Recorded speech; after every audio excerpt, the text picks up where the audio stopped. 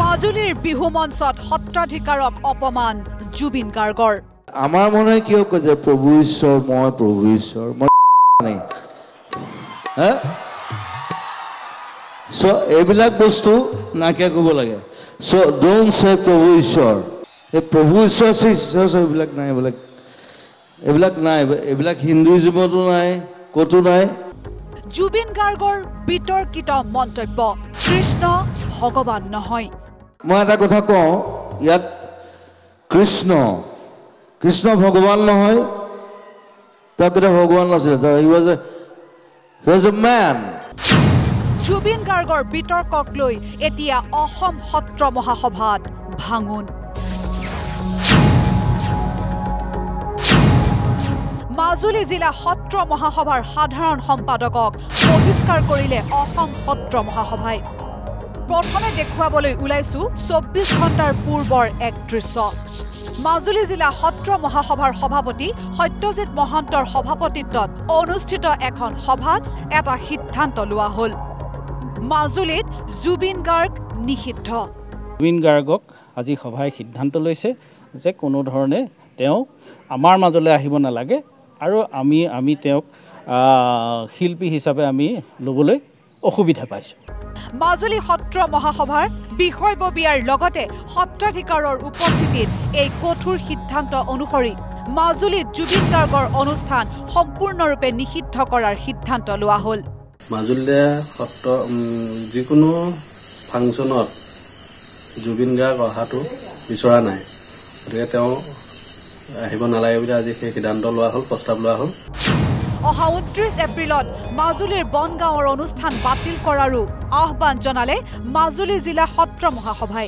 মাজুলীতেই নহয় সমগ্ৰ অসমতে তেখেতক নিমন্ত্ৰণ কৰাটো আমি হাক দিবলৈ কৈছোঁ, কাৰণ তেওঁ যুৱ মানসিকতাক একেবাৰে উচ্ছৃংখল পৰ্যায়লৈ লৈ গৈছে আৰু সেইটো প্ৰতিফলিত হৈছে বিভিন্ন তেওঁ মঞ্চত। আৰু এইটো যদি এতিয়া প্ৰতিহত নকৰে গভৰ্ণমেণ্টে যদি ইয়াৰ ওপৰত গুৰুত্ব নিদিয়ে তেতিয়াহ'লে অসমখন এটা বিশৃংখল অৱস্থালৈ যাব। কেৱল এয়াই নহয়, জুবিন গাৰ্গক গড়মূৰ কেন্দ্ৰীয় ৰঙালী বিহু সন্মিলনে আগবঢ়োৱা বঁটা ঘূৰাই দিবলৈ আহ্বান জনালে মাজুলী সত্ৰ মহাসভাই। আৰু যিটো তেওঁক বঁটা মাজুলীৰ পৰা দিয়া হৈছিলে, গতিকে তেওঁ সেই বঁটাটো যাতে ঘূৰাই দিয়ে। পিছে মাজুলী সত্ৰ মহাসভাৰ এনে কঠোৰ সিদ্ধান্তৰ ২৪ ঘণ্টাৰ পাছতেই মাজুলী জিলা সত্ৰ মহাসভাৰ সাধাৰণ সম্পাদক পুতুল মহন্তক বহিষ্কাৰ কৰিলে অসম সত্ৰ মহাসভাই। কাৰণ অসম সত্ৰ মহাসভাৰ অনুমতি অবিহনে মাজুলী জিলা সত্ৰ মহাসভাই এই সিদ্ধান্ত লৈছিল। মাজুলী সত্ৰ মহাসভাৰ সিদ্ধান্তত ক্ষুব্ধ অসম সত্ৰ মহাসভা। আজি মই ৰাতিপুৱা বেলা নিউজটো পাইছোঁ যে মোক অব্যাহতি দিছে মোৰ দায়িত্বৰ পৰা। মোৰ দায়িত্ব মাত্ৰ জিলা সমিতিৰ সম্পাদক। মই এইটো কিয় পাইছোঁ, মই তাৰ কাৰণে দুখ পাইছোঁ। মাজুলী সত্ৰ মহাসভাৰ সাধাৰণ সম্পাদকক বহিষ্কাৰ কৰাৰ পাছতেই জুবিন গাৰ্গ সন্দৰ্ভত লোৱা সিদ্ধান্তও সলনি কৰা হ'ল। মাজুলী সত্ৰ মহাসভা তথা সত্ৰাধিকাৰৰ মন্তব্য, জুবিন গাৰ্গে ভুল শুধৰাই সুস্থ শৰীৰে গীত পৰিৱেশন কৰাত কাৰো আপত্তি নাই। আমাৰ মহন্তসকলক ক্ষমাই ভূষণ, সেইটো এটা উদ্দেশ্য। এনেকুৱা এটা জুবিন গাৰ্গে যদিও এটা বিতৰ্কিত মন্তব্য কৰিলে তাৰ কাৰণে আমাৰ বহল ভাষ্য হ'ল। কিছুমান সত্ৰাধিকাৰে অকণমান বেয়াকৈ কৈছিলে যদিও সেইটো তেওঁলোকে নিজেই শুধৰাই ল'লে।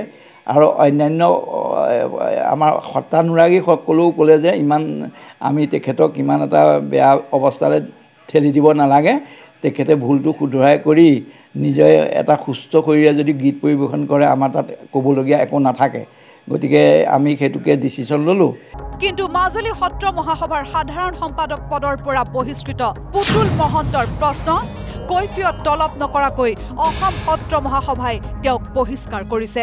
হঠাতে কুসুম মহন্তই মোক বহিষ্কাৰ কৰা, মোক সত্ৰ দায়িত্বৰ পৰা অব্যাহতি দিয়া, মই কথাটো বুজি পোৱা নাই। তেওঁলোকৰ মিটিং বহিছিলে নাই, মোক কৈফিয়ত তলব নকৰাকৈ তেখেতে নিজববীয়াকৈ নিজৰ কৰ্তৃত্বৰে এনেকৈ পেপাৰত দিয়াটো কথাটো বৰ দুৰ্ভাগ্যজনক আৰু তেখেতে আইনৰ সন্মুখীন হ'ব বুলি মই ভাবিছোঁ।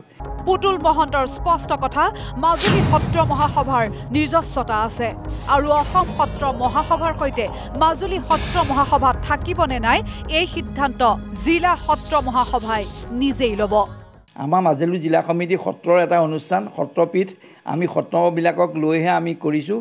আমি আমি সদৌ অসম সত্ৰ মহাসভাৰ লগত আমাৰ থাকিবও পাৰোঁ নাথাকিবও পাৰোঁ গতিকে আমাৰ এটা নিজস্বতা আছে আৰু গতিকে আমাক সত্ৰাধিকাৰসকলে আমাক গাইড দি থাকে গতিকে আমি সেইমতে চলিছোঁ মাজুলীৰ পৰা কেমেৰা পাৰ্চন পুলকৰ সহযোগত news desk report news live